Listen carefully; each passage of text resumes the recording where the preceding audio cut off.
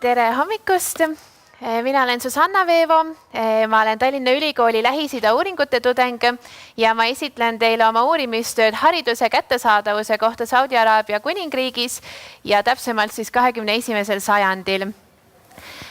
Kõigepealt ma seletaksin, miks täpsemalt Saudi Araabia, miks üleüldse Lähis-Ida ja miks just 21. sajand.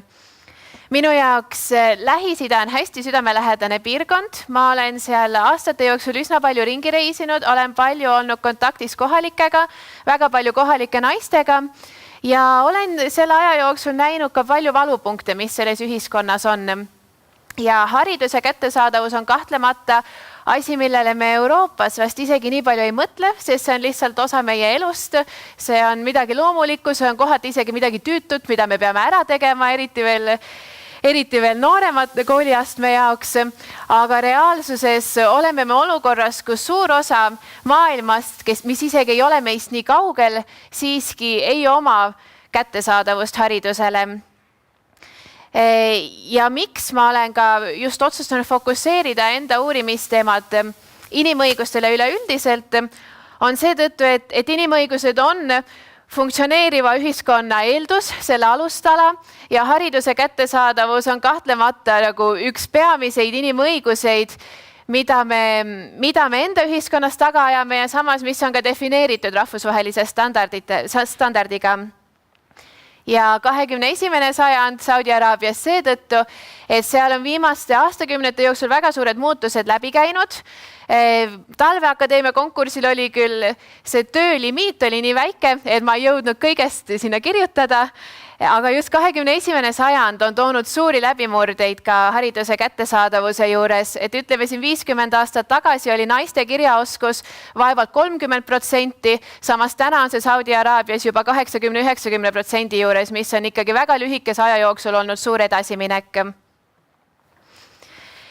Ja kui nüüd rääkida seoses säästva arenguga, säästev areng on teatavasti meie 21. sajandi ja nüüd nende 20 aastate üks olulisemaid teemasid, millega absoluutselt kõik, mis me Euroopas ja maailmas teeme, peaks olema seotud, siis hariduse uurimine kahtlemata on seotud väga paljude eesmärkidega.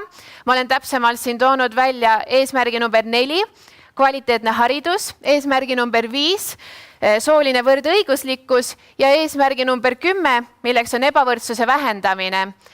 Küll aga hariduse uurimine kindlasti ei piirdu nende 3 eesmärgiga, vaid tegelikult kvaliteetne, jätkusuutlik, kättesaadav haridus on seotud ka kõikide teiste eesmärkidega, milleks on näiteks kliima soojenemise vähenemine, üleüldine majanduskasv maailmas ja vaesuse vähendamine. See kõik saab alguse tegelikult ülemaailmsest ja kvaliteetsest haridusest. Ja enda uurimistöös ma täpsustaksin nii palju, et see ei ole mul kursusetöö ega diplomitöö. Tegelikult see uurimistöö sündis ühest pisikesest kodutööst, mis ühel hetkel kasvas 20 leheküljeliseks uurimistööks. Päris täpselt ei tea, mis juhtus, aga ma lihtsalt leidsin teema, mis hakkas mul jooksma, mille kohta ma leidsin palju informatsiooni, palju allikaid ja siis ma jagasingi ta 2 erinevaks faasiks. Kõigepealt ma uurisin hariduse omandamise tingimusi üleüldiselt, et kuidas täpselt naised ja tüdrukud saavad haridusele ligi, missugused kitsaskohad seal on, missugused õnnestumised on Saudi Araabia haridussüsteemi juures. Ja teises faasis ma analüüsisin enda saadud tulemusi ÜRO inimõiguste ülddeklaratsiooniga, kus ma siis võrdlesin seda ülddeklaratsioonis seatud standardit ja neid tulemusi, mis mina sain. Miks ma seda tegin, miks ma võtsin selle deklaratsiooni enda aluseks, on seetõttu, et ma võin uurida haridust ja ma võin uurida neid kättesaadavuse tingimusi, aga reaalsuses nende tulemuste tõlgendamine on üsna subjektiivne. Ja tänu sellele, et meil on mingisugune seatud standard, sain ma ta panna ka ütleme sellise 1 ja 0 skaalale. Et kui ma võtan mingisugused tingimused ette, mida me terves maailmas peaksime täitma, siis ma saan päriselt võrrelda, et kas see haridus siis on inimõigustele vastav või ei ole. Sest muidu, kas ma ütlen, et see on hea või halb, tegelikult see ei loe mitte midagi, kui mul ei ole seda kuidagi võimalik tõestada või analüüsida. Ma kasutasin enda uurimistöös kvalitatiivset ja kvantitatiivset uurimisviisi. Kvantitatiivne pool peamiselt oli teistes uuringutes välja toodud statistika hariduse omandajate kohta. Seda ma ise Saudi Araabiasse uurima ei läinud, juba sellepärast, et alla 25-aastased naised seal üksipäini ringi liikuda ei tohi, aga ka muudel põhjustel. Ja kvalitatiivne uurimisviis oli siis see analüüs, mis ma enda leitud tulemuste põhjal sain teha. Allikateks olid mul valdavalt Saudi Araabia kohalikud teadlased. See oli tegelikult täiesti eraldi väljakutse, kuidas leida ühelt poolt objektiivseid allikaid ja sellise, mida ma kasutada saaksin, sest peamiselt Saudi Araabia teadlased on meesterahvad, kes ei tea naiste haridusest enam-vähem mitte midagi ja kes ei uuri mitte niivõrd inimõigusi, kuivõrd muid tähtsaid asju, millele nemad enda ühiskonnas rõhku panevad, näiteks majanduskasv ja äri ja maavarad. Nii et ma püüdsin eelistada naissoost teadlaseid, keda ma leidsin umbes 1 või 2. Siin esimene nimi, kelle ma välja toon, Mona Al-Munajjad, on üks väga silmapaistev naissoost humanitaarteaduste teadlane Saudi Araabias, aga kahjuks on ta ka üks ainsaid või vähemalt üks ainsaid, kes siis inglise keeles on kirjutanud. Kahjuks araabiakeelset teadust ma täna veel ei ole võimeline mõistma.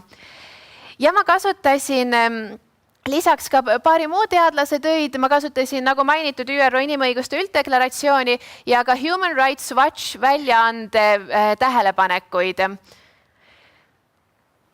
Ja kui nüüd tulemuste juurde minna, siis esialgu need hariduse omandamise tingimused Saudi Araabias tundusid olema võrdlemisi head.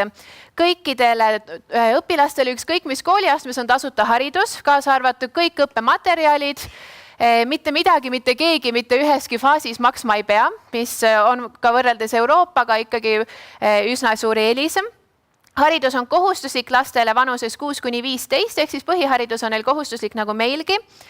Ja üldhariduskoolil õpetab ligikaudu 48% naisõpilasi ja bakalaureusõpe on enam-vähem seal sama protsendi ligi, ehk siis umbes pooled kõikidest lõpetajatest, vähemalt kuni bakalaureuseni on naised. Magistri- ja doktori tasemesse natukene väheneb, aga ta jääb ikkagi umbes 40% ligi. Ja kõikidest tudengitest on siis 62% naised. Need on nüüd 2015. aasta andmed, ehk siis üsna värsked. Ja nagu näha, siis vähemalt naistel on võimalik kooli minna ja suur osa ka enda alustatud haridust lõpetavad. Küll aga on seal võrdlemisi palju väljakutseid, mis võivad tunduda alguses pisiasjad, aga tegelikult need määravad hariduse kvaliteedis nii mõndagi. Näiteks tüdrukute ja poiste õpe toimub eraldiseisvates koolides. Nad kindlasti ei ole ühes klassiruumis ja isegi mitte ühes hoones. Aga kuna naisõppejõudusid ja naisõpetajaid on tihti vähe, siis võib juhtuda, et tüdrukute koolides on õpe hoopis videovormis, ehk siis veebikaameraga lihtsalt tehakse ülekanne poiste kooli klassiruumist või poiste kooli tunnist. See tähendab, et tüdrukud saavad küll teoreetiliselt oma teadmised kätte, aga kahjuks see õpe on täielikult passiivne, sest mitte keegi ei vaata, mida nad seal klassiruumis teevad, kas nad panevad kirja, nad ei saa küsimusi küsida, vaid nad lihtsalt vaatavad, kuidas poisid õpivad. Ja kui hästi läheb, siis nad saavad midagi sealt kaasa, aga üldjuhul siin tuleb juba tegelikult väga terav ebavõrdsus välja. Tüdrukutele õpetatakse peamiselt islami ja koduõpetust ja selle riigi valitsus usub, et sellest piisab, et tüdrukud saaksid oma võimeid realiseerida, sest see on tegelikult ka tihti see reaalsus, et naiste tööhõive on väga madal, 30% kandis ja naised käivad kodus ja käivad mošees. Kehalist kasvatust ja tegelikult mitte ühtegi füüsilist tegevust tüdrukutele ei pakuta. Arvatakse, et see ei ole lihtsalt naistele kohane ega vajalik. Ja see on olnud ka üks peamisi kriitikaid, mis rahvusvaheliselt on Saudi Araabia koolid saanud, sest poistele on need võimalused olnud olemas juba alates 50. aastatest, aga tüdrukutele, nad praegu ütlevad, et nad püüavad neid tingimusi luua, aga veel 2018. aastaks neid ei olnud olemas. Ja siin tegelikult tuleb ka kõige suurem väljakutse, et Saudi Araabias kehtib eestkosteseadus, mis tähendab, et mitte ükski naisterahvas ei tohi üleüldse iseseisvalt liikuda. Ta ei tohi üksinda tänaval käia, ta ei tohi üksinda autoga sõita, ta ei tohi üksinda bussi peale minna. Ja see nüüd hõlmab väga ka hariduse omandamist, sellepärast et kui kool peaks olema kaugemal kui ütleme sama tänav või paar kvartalit, kuhu see isa või vend on võimeline oma perekonna naisterahvast saatma, siis see hariduse omandamine on ikkagi väga meeste käes, et kuna naised siis tohivad liikuda ainult meessoost saatjatega, kelleks võib olla kas isa, vend, onu, poeg, isegi ükskõik missugune meesterahvas, kes on teovõimeline, siis nemad otsustavad, et kas nüüd naine peaks koolis käima või ei peaks. Ja see tegelikult kehtib ka selle kohustusliku põhihariduse juures. Et haridus on küll kohustuslik, aga isal või eeskostjal on see lõplik sõna, et kui ma ei taha, et mu 12-aastane tütar käiks koolis, siis ta lihtsalt ei käi seal ja seaduse poolest ei ole selles ka mitte midagi viltu, sellepärast et eeskostja on oma sõna öelnud. Ja see liikumise keeld puudutab ka neid naisi, kes tahaksid oma haridust rahvusvahelisel tasandil omandada, sest neil ei ole lubatud riigist väljudagi ilma eeskostjata ja stipendiume välisülikoolides õppimiseks pakutakse ainult abielus naistele, eeldusel, et abikaasa tuleb kaasa. Ja vallalised naised, isegi kui nende eeskostja oleks huvitatud liitumas, siis neil ei ole võimalik saada vähemalt riiklikku stipendiumit selle jaoks.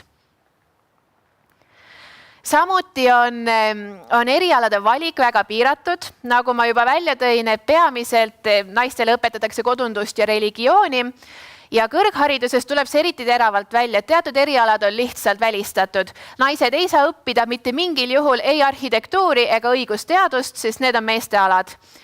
Ja riiklikes ülikoolides puuduvad arhitektuur, riigiteadused ja insenerikunst, inseneriteadused. Neid erialasid on võimalik õppida eraülikoolides, aga see on meeletult kallis. Neid erialasid on väga vähe ja üldiselt see on üldse keeruline. Et ma ei ole siin küll eraldi välja toonud, minu uurimistöös olid täpselt need numbrid ka kirjas. Kui ma nüüd peast õigesti mäletan, siis see vist käis riigiteaduste kohta, et kus mehed lõpetavad iga-aastaselt, umbes 40 000 meest lõpetab selle eriala ja naised, kes siis peavad eraülikoolides õppima, neid oli paari tuhande kandis. Et need skaalad lähevad ikkagi kõrghariduses väga paigast ära. Ja nagu ma ka juba välja tõin, siis välisõpingud on ikkagi väga keerulised naistele ja tõepoolest see mängib ikkagi suurt rolli ka Saudi Araabias, kuna tegu on väga suure riigiga, linnad on üksteisest hästi kaugel, tegu on kõrberiigiga, ehk siis transport ei ole niimoodi, et sa sõidad 90 kilomeetrit tunnis, vahel on ka väikesed külateed, mida sa sõidadki 3, 4, 5 tundi järjest, siis üldiselt, kui hästi läheb, saad sa haridust omandada oma kodulähedases koolis, kui hästi ei lähe, siis sa jääd koju kahjuks.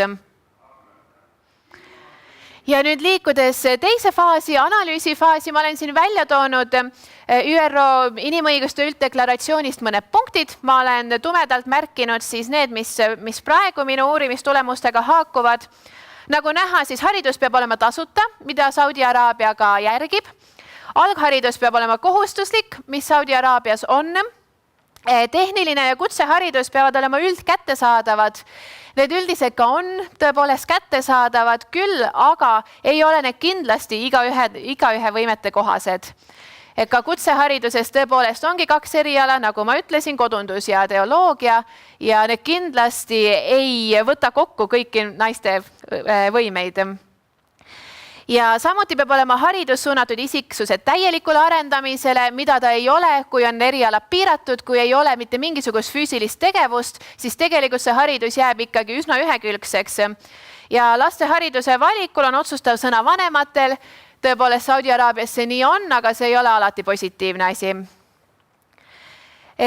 Ja igaühel on õigus vabalt liikuda, mida eeskostusüsteem kohe kindlasti ei luba, riigist lahkuda, kahjuks ei luba ja naasta, Saudi Araabias võib alati naasta, aga pärast seda kahjuks ei pruugi enam päikesevalgust näha. Ma isegi ei tee praegu nalja, vaid tõepoolest see nii on, kui inimesed on läinud Saudi Araabiast välja tingimustel, mis ei ole valitsusele meelepärane, nad tulevad tagasi, neid veel meelitatakse tagasi, siis kahjuks paljudega juhtub nii nagu sügisel Istanbuli konsulis, kui te olete kuulnud ühest Saudi Araabia ajakirjanikust, kes kunagi sealt konsulist enam välja ei tulnud. Ja nüüd kokkuvõttes me võime öelda, et kättesaadavus on üldiselt inimõiguste standardiga kooskõlas, küll aga selle tingimused ei ole seda ikkagi väga olulistel ja põhimõttelistel punktidel. Ja siin ma olen siis ka välja toonud, selleks on inimese igakülgne arendamine, võimetekohane kättesaadavus ja liikumisvabaduse ja teovõime piiramine. Ja kui nüüd rääkida, mida selle tööga teha, mida me teeme teadmisega, et Saudi Araabias kõik naised ei saa õppida seda, mida nad tahavad, ma olen välja toonud 2 potentsiaali, mis siin on. Kahtlemata on siin oluline akadeemiline potentsiaal, sest ei Saudi Araabia ega üleüldiselt Lähis-Ida hariduse kättesaadavust ei ole väga palju uuritud. Kindlasti mitte Eestis ja väga mitte ka inglise keeles üleüldiselt, mis oleks laiemalt ka maailmas kättesaadav, nagu need uurimistegevused või uurimistulemused. Edaspidi saaks uurida naiste tööhõivet Saudi Araabias ja mujal. Praegu mina ei jõudnud selleni, sest lihtsalt hariduse omandamise kohta oli nii palju uurida. Saaks uurida eeskostesüsteemi ja teovõime piiramist Saudi Araabias, see on ainus riik, kus taoline seadus kehtib. Saaks uurida hariduse kättesaadavust teistes Lähis-Ida riikides ja inimõigusi teistes Lähis-Ida riikides. Tänasel päeval ma ka uurin täpsemalt Iraani ja Saudi Araabia naisõiguste liikumisi, sest naiste õigused üleüldiselt on pigem piiratud ja ma väga ootan, mis nendest tulemustest saab. Ja inimõiguste edendamiseks on siin ka kahtlemata oma potentsiaal ja eelkõige olen ma siin välja toonud ÜRO perioodiliste aruannete rotatsiooni, kus igal riigil on võimalik kaasa rääkida, on võimalik ettekirjutusi teha vastavate riikide kohta ja kui meie teaduses oleks taolisi artikleid, taolisi uurimistöid rohkem, siis ka Eesti Vabariik, Eesti valitsus saaks suuremat sisendit, mida riikidele ettekirjutusteks anda või mida soovitusteks anda. Aga see on minu poolt kõik, aitäh teile!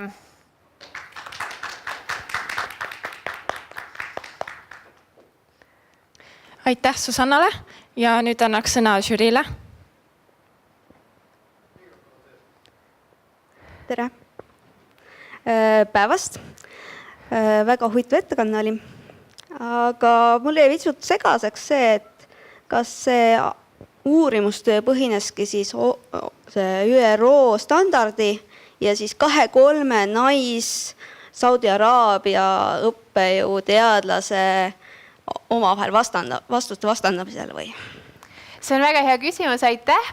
Ei, tegelikult mitte. Need olid need mõned autorid, kelle ma välja tõin, aga kokku oli mul seal töös kuskil 20 erinevat allikat ja tööd, milles siis osad olid teadustööd, osad olid meediaartiklid, mis ei olnud loomulikult kuskilt peavoolu populaarmeediast, vaid ütleme teaduslikumast meediast, aga kuna seda infot on inglise keeles nii vähe, siis ma pidin neid siiski ka allikateks kasutama ja kohati kasutasin ka Human Rights Watchi tähelepanekuid, sest nemad olid kõige aktiivsemalt Saudi Araabia inimõiguste osas tähelepanekuid üldse teinud või ettekirjutusi teinud. Nii et need olid üsna mitmekülgsed allikad. Kas uurisid ka seadusandlust pisut Saudi Araabia poole pealt? Seadusandlus? Uurisin ka seadusandlust, mis ma ka välja tõin selle seaduse või hariduse kohustuslikkuse kohta. Need erialade piirangud ei tulnud seadusandlusest välja, vaid see siis ilmnes ülikoolide programmide uurimises. Aga jällegi Saudi Araabias tänasel päeval on pigem vähe inglisekeelset infot ja erinevad allikad ka soovitasid pigem kahelda selles, mis Saudi Araabia ametlikest väljaannetest inglise keeles välja tuleb. Ettepanek oleks, et äkki järgmine kord küsitlus esitada ka lihtkodanikule, nii mees kui rahvas, meesterahvad, naisterahvad, et äkki sealt koorub omakorda teine pool välja, et teadus ja siis see poliitiline süsteem on üks, mis arusaamad on, aga et äkki lihtrahvas oska midagi teist nägemust ütelda. Jah, see on väga hea soovitus, aitäh! Tere! Sa näitasid, et need viimased tulemused olid nüüd aastast 2015, kus meil on ülikoolides järjest rohkem naisi. Kas sa nägid ka, et kas oli mingi statistika kuskilt välja toodud, et kas sellele, et neid naisi nüüd rohkem on, kas see mõjutas ka midagi, et oli siis sünnilangus või midagi sellist? Seda valdkonda ma praegu üldse ei uurinud, et mida ma lihtsalt nägin, oli see, et mida rohkem naisi õpib, seda enam tõuseb kirjaoskus ja seda enam tõuseb ka lõpetajate arv. Aga praegu mul ei olnud kahjuks üldse võimalust uurida haridusest kaugemale. Et mind ennast ka huvitab, kuidas see üleüldiselt ühiskonda mõjutab ja loomulikult, kuidas see tööhõivet mõjutab, aga praegu mul neid tulemusi ei ole. Aga kas sa kui sa neid uurisid, kas sa leidsid ka selle, et mis see põhiline positiivne mõju siis nagu ühiskonnal on, et naised ei käi koolis? Et noh, seal peab olema peale usu veel ju, nad peavad kuidagi põhjendama seda, et mis need asjad on, mis on nagu välja toodud või... jah, no see on loomulikult üsna selline subjektiivne arvamus, mis välja tuleb, seda ei ole akadeemiliselt uuritud, vähemalt mina ei ole selleni jõudnud, küll aga on peamised uskumused, kui naised käivad koolis või kui naised käivad tööl, et siis nad võivad kokku puutuda meestega, mis teatavasti on üks suur häda ja viletsus. Eriti kui nad on abielus, siis mine tea, äkki leiavad uue. Et jah, tahetakse lihtsalt naisi-mehi väga eraldi hoida, aga ühiskonnas see ei ole nagu lõpuni võimalik, et ei saa täiesti kahte paralleelset ühiskonda luua, lihtsam on need naised lihtsalt kodus hoida. Sest lihtsalt varemalt oleme Talveakadeemias rääkinud ka ülepopulatsioonist ja siis üks viis, kuidas ülepopulatsiooniga võidelda, on see, et harime naisi, siis nad teevad vähem lapsi. Et kas see tuleb sealt välja või mitte? Kahjuks see hetkel ei ole välja tulnud, aga see on ka väga huvitav vaatenurk, mida edaspidi uurida. Aitäh! Nii, aitäh ka minu poolt. Äärmiselt huvitav ettekanne ja väga hästi esitletud. Mis minul nagu küsimus tekitas, et 2015 aasta seisu andmed, et kas analoogseid andmeid varasematest aastatest nagu trendina, et kas pigem on see kogu aeg selline stabiilne või on muutus positiivses suunas või pigem hoopis langust, kas seda oli? Ja varasemaid andmeid tuli väga palju välja, alates 1950. aastatest kuni siis nagu enam-vähem tänase päevani välja ja see hariduse omandamise kasv on ikka hüppeliselt tõusnud. Et see vahe on väga-väga suur, kui siin 50-60-ndatel võis olla naisi kõrghariduses ainult nagu üksikud 10-15%, siis täna see 62% kõrghariduses on ikkagi väga suur kasv. Ja samuti, mida ma oma ettekande alguses mainisin, siis kirjaoskuse kasv on olnud ka ikkagi väga hüppeline, et see jällegi oli vist 60-70-ndatel niimoodi 20-30% kandis ja täna ta on seal 80 kandis, mis on selles ühiskonnas ikkagi väga oluline edasiminek. Et kas see on kuidagi seotud siseriikliku poliitikaga või sellise globaalsema survega või loomuliku trendiga? Kahjuks ma ei oska sellele vastata. Ma ei ole nii täpsuseni uurinud ka nende sisepoliitikat, aga tõenäoliselt on see olnud kõikide nende tegurite koosmõju lihtsalt, et hariduse omandamine on muutunud vähemalt teatud määral vältimatuks, juba sellepärast, et naised ise tahavad ennast harida, nad ise ei taha, eks ole, 15. kuni 70. eluaastani koduseinte vahel olla, vaid see on ilmselt ka, ma eeldan, et see on asjade üsna loomulik käik olnud. Jah, et te tõite välja erinevaid siis võimalusi, mida antud tööga edasi teha, mida uurida. Et võib-olla ka siis see pool, et trendid ja millest nad mõjutatud on ja lihtsalt selline lisaremark, et kuidas siis kasutada antud töö tulemusi perspektiivis nagu tulevikus, et siis võib-olla mitte niimoodi lihtsalt tingivas kõneviisis, aga et ongi võimalus edasi uurida järgnevaid teemasi ja sealhulgas võib-olla ka see. Aga aitäh, väga huvitav oli. Aitäh teile. Ja aitäh Jülile. Kas publikul on ka küsimusi? Ei ole, siis aitäh, Susanna. Suur tänu. Oota.